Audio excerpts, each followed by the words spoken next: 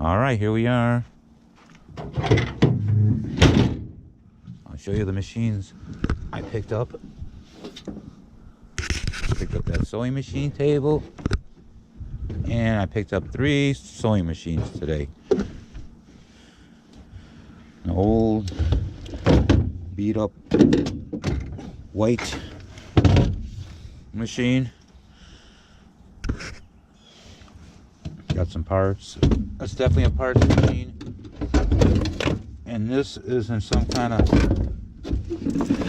industrial machine.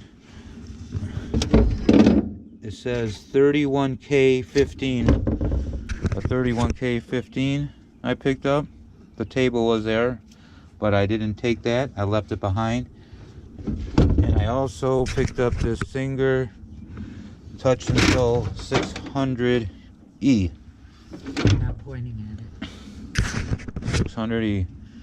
And that one, I'm not sure. When she was showing it to me, water was dripping out of it. It was sitting in her garage, and I think it was raining inside there. So, all right, thanks for watching.